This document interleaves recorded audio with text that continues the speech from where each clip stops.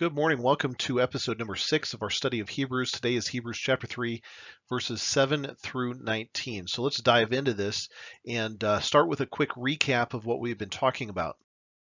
The question has been raised or was raised by the Hebrews writer, essentially answering the question, who is Jesus? Jesus, and what we have seen is he is not an angel.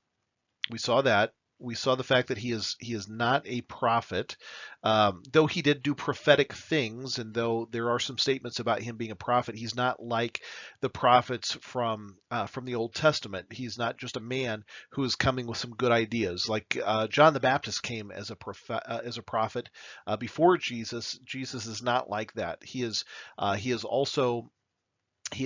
just a man. He is fully man and fully God, and he is also not Moses or not like Moses. He is different than Moses, and we started learning that last time as we got into what Hebrews was talking about in here in chapter 3, and we have looked at the fact that Jesus is superior to Moses. Now, all of the Jews would have pointed to, the Orthodox Jews would have pointed to the Torah, the first 5 books of the Bible. In the Torah, you have that handed down or given by God to Moses. Therefore, Moses became really the one of the key people of all of the understanding in Judaism. You have Abraham, who would have been the father of the multitude. You have Jacob coming along, whose name was changed to Israel. Those guys were incredibly important, but Moses is probably held up as the pivotal figure in all of Orthodox Judaism. Moses did some incredible things. Moses was faithful. He was faithful to God, but one has come along, according to chapter 3, verse 3. One has come along who should be counted worthy of more glory than Moses. So what he is pointing to and what he is trying to establish for the Jews is this very, very important fact. In who is Jesus? He is not a man. He is God. He is the creator. He has a throne that he's going to sit on. The Father calls Jesus God. And so again, you have these thoughts. He's God. He's creator. He has a throne that he will sit on. He would then therefore be a king.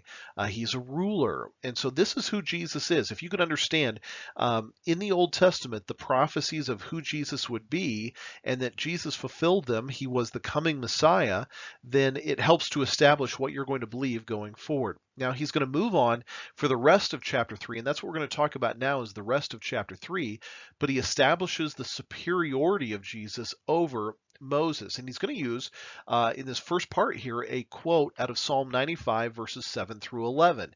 And again, it's pointing to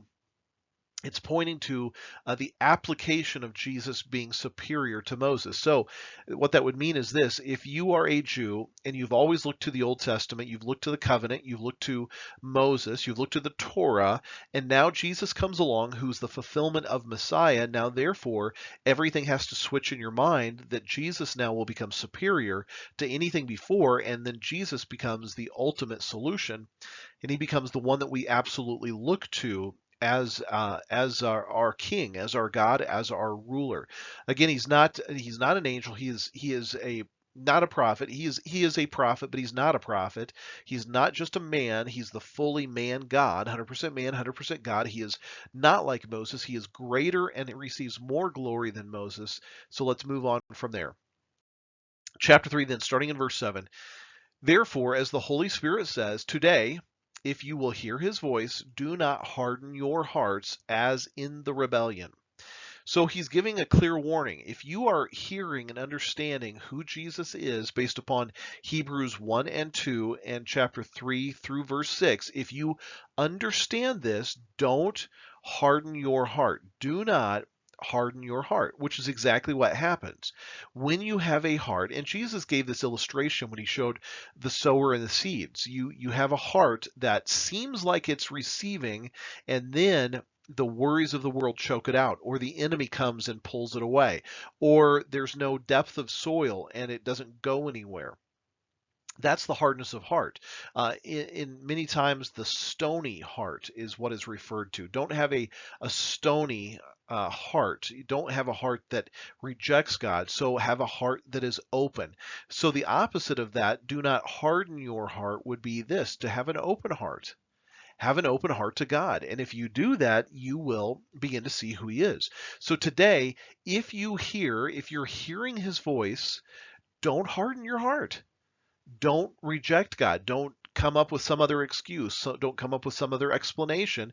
Instead, have a receptive heart instead of a hardened heart. Now, in the rebellion, they had a hardened heart. What is the rebellion? It was the day of trial in the wilderness. And what was the day of trial?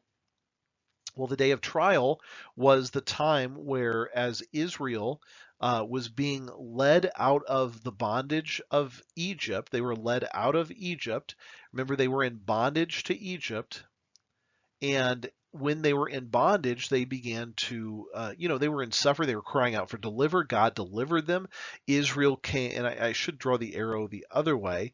As they came out of Egypt, Israel would begin to walk with God. They went through a lot of ups and downs with God. They rejected God. They um, they complained. They were bitter. They essentially were just rebellious. As they rebelled, they had the consequences of that rebellion. One was they would wander in the wilderness for 40 years without a home. As they rebelled against God, God would promise that none of those who were a part of that rebellion, they were not going to see the promised land. So there was consequences anytime you rebel. And what is the principle there is that in your heart, if you harden your heart, let's just make it dark. If you harden your heart when God is speaking, when He is speaking, and you, instead of having an open heart listening, you harden your heart. You say, I don't want to listen. I don't want to do what He says. I don't want to obey what He says. I want to live life the way that I want to. I want to do what I want to do. When you harden your heart, like they did when they rebelled against Him in the wilderness, there will be consequences. Anytime we harden our hearts toward God, there are always consequences. When you purposefully harden your heart when God is speaking to you and you say, no, I won't listen, I won't obey, I won't submit, I won't follow what you're saying, there are always consequences that are faced. So, what are the consequences to the Israelites? Well, in the wilderness, the fathers tested me, God says. They tried me, and they saw my works for 40 years. Therefore, I said, I was angry with that generation and said, they always go astray in their heart.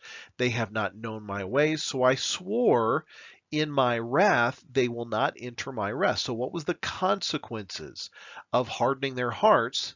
They would not enter God's rest. They would not enter the promised land. They wouldn't have that time of rest, of resting from their works, from their efforts. It would be hard. It would be, think of wandering around in the wilderness. Think of just moving the camp from one place to another. Think of trying to forage for food. Now God provided, but they still had to go out and forage for that. Think of never having a home to go to. Think of the problems they would have faced. They did not enter the rest of God. Why? Because they hardened their heart and they rebelled against me and they would not listen to me. Therefore, they experienced the consequences of doing so. And so the writer of Hebrews is just pointing out, in the same way, if God is speaking to you today by His Holy Spirit, don't harden your heart. Because if you harden your heart, there will be consequences. So, what are some of the consequences that we could potentially face when it comes to hardening our hearts toward God? Well, the consequences are going to be varied in really in severity. Consequences. They're going to vary in severity. If you are, let's say God is speaking, you are a believer, but God is speaking to you and you harden your heart and you won't do it, then you're going to face the dire consequences, maybe of punishment. Maybe you're going to run into some hardships. Maybe you're going to run into some trials, and it's the consequences of hardening your heart. If you ultimately, and that is if you're a believer. If you're not a believer and if you've never accepted Christ, the consequences could be more severe. They will be the ultimate wrath of God. They will be forever punishment, eternal punishment. That is a serious, so we'll put eternal. Uh, if you're a believer, the consequences are going to be a temporary punishment. That's the consequences. There's a temporary punishment that we're going to face. So let's say, for example, that you say, okay, uh, I don't think drinking is a problem, and you keep drinking, and you get drunk in your drinking, and you keep drinking, and you become an alcoholic. Is it possible to be a Christian? Well, let's say you're a surrendered Christian. You have given your heart to Him, but you say, I'm not going to change. I'm not going to listen to Him.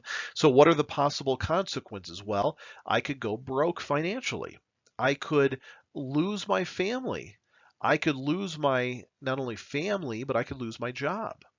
I could have health issues. Those are all consequences. There's a temporariness because this world, this life is temporary. Eternal consequences are willful rejection of Him, never getting your heart right with Him. Therefore, you go into God's wrath and you go into punishment that lasts forever. That is the consequence.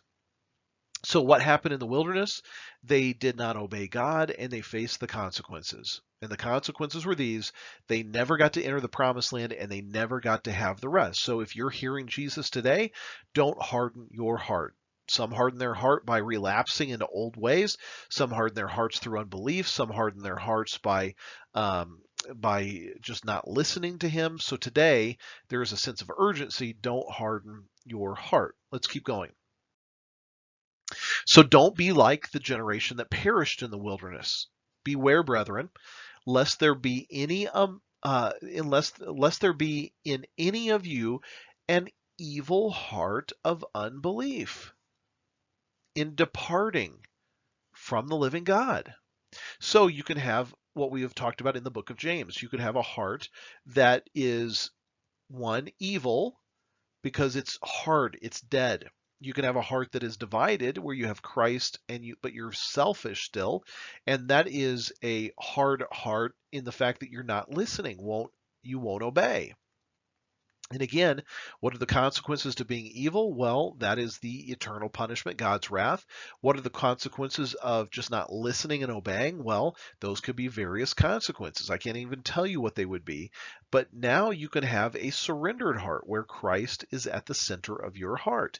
So today, don't have a hard heart. Beware, brethren, lest there be an evil heart in you, and you are departing from the living God. Instead, here's what I want you to do, he says: exhort one another daily. That means to encourage, to build up, to help people see God daily, get together daily, walk together daily, work together daily, while it is called today, lest any of you be hardened through the deceitfulness of sin. Do you know that that's what sin does? Sin is deceptive. And sin, in its deceit, causes us to have hearts that are hardened. It Sin is a liar. It lies to us. Sin tempts us to fulfill God-given desires in illegitimate ways. It lies to us. It tempts us. And when you allow the evil, when you allow the hardness to take hold, pretty soon it becomes all evil and all hard. And it's through the deceitfulness, through the lie of sin. We have become partakers of Christ if we hold the beginning of our confidence to the end. And again, he's saying to us these words: hold the beginning of our confidence steadfast, keep holding to the end. While it is said today, if you hear his voice, do not harden your hearts as in the wilderness. So again, here's again the reminder: do not harden your heart. Don't let your heart get hard. Don't let evil in your heart. Don't let sin in your heart. Don't disobey God. Don't quit listening to God and thereby causing hardness that is there. So today, what does he want you to do? Make sure your heart is fully given over to God. And in that fully surrendered God, exhort others, encourage others, build others up. Today, if your heart is surrendered, don't harden it. Don't harden your heart. Don't be like rebellious people. Don't be like the people in the wilderness who just quit refusing or refuse to listen to God. Instead, listen to what He has to say. So submit your life to Him, obey Him, walk in humility with Him, exhort one another. Don't harden your heart. Hang on to Christ. Uh, and it says here too, if we hold, so we have become partakers if we hold the beginning of our confidence. So hold on and be what he says. Again, notice those words, steadfast to the end. So there's arguments. There's arguments over theology. Does this mean that you can lose your salvation? Does it mean you can't lose your salvation? What is that all about? Honestly, there's a lot of different scriptures that balance out and show both ways. Here's the bottom line. You don't have to worry about it if you just stay steadfast to the end. If you stay steadfast to the end, you just don't have to worry about it, regardless of what your theological position is. Whether you believe in eternal security, you don't believe in eternal security. You believe in once saved, always saved. You believe no. You can walk away from that salvation that you've had, regardless of what you believe in it. The bottom line is this: just stay steadfast to the end. Hold on to Christ to the end. Then you don't have to ever worry about it. Don't harden your heart. Hold on to Christ, stay steadfast to the end. One final set of verses as we wrap this up here today, verses 16 through 19. For who, having heard, rebelled? So that's just the question. The question is a very simple one. Who heard the message and then rebelled? Indeed, was it not all who came out of Egypt led by Moses? So remember, Jesus is superior to Moses. Not that Moses is not a great guy, not that we don't want to meet him, not that he didn't do a phenomenal work, and he was used by God in a mighty way. This is not downplaying Moses. This is just saying that Jesus is greater. Why is he greater? Because Jesus is God. That's why he's greater, because he is God, and he is due to receive more glory. Moses led these people, but the people rebelled. So Moses apparently was not a very good leader because they all rebelled. They came out of Egypt. They saw all the miracles. They saw the incredible things that happened. They've seen God's provision in the wilderness, yet they still rebelled. Now, with whom was he angry 40 years? Was it not with those who sinned, whose corpses fell in the wilderness? So they rebelled against God, and that rebellion caused God to be angry, and he was angry for 40 years. God was angry with them. Why was he angry? Because they rebelled by refusing to listen to his voice, refusing to do what he said, following false gods, complaining and being bitter. All of those things made God angry. I believe it makes God angry today when we do the same things, when we put other things ahead of him, when we don't listen to him, when we rebel against him, when we refuse to listen to his voice, when we complain and are bitter, when we treat other people poorly. It angers God. And God would be angry with those who sinned, whose corpses, they all died in the wilderness. They all fell in the wilderness. Not a single one of them made it into the promised land, because that was the punishment, that was the consequence of their hardness of heart. And to whom did he swear that they would not enter his rest? But to those who did not obey. They did not obey, therefore they did not enter the rest. So we see that they could not enter in because of unbelief. So why is he giving us all of these things? Why is the writer of Hebrews speaking all of this to us? Well, the reason he is speaking it to us is because he is going to say to us the same thing that he has been saying with who is Jesus. If Jesus is speaking, if Jesus, who is fully God, if he is speaking, therefore, don't harden your heart, listen and obey. Because if you harden your heart due to unbelief, you will face consequences. And what were the consequences that they faced in the wilderness? Every one of them died. Not a single one of them was able to enter into the promised land. That whole generation was gone. Only their children and the children's children were able to enter into the promised land. When you don't listen to God, there are always consequences. Sometimes the consequences are minor, sometimes the consequences are major.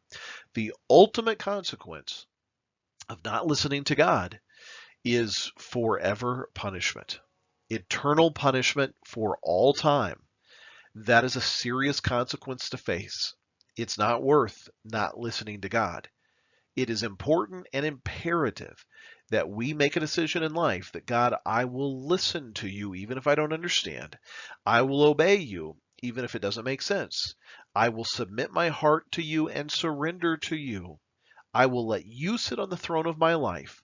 And I, even though I will mess up from time to time, will make sure that you are on the throne and at the center of my heart. Well, that's all we have today for chapter 3. Join me back here next time as we get into chapter 4. Have a great day. God bless you until then, and I hope that you are walking with a tender heart toward God. See you next time.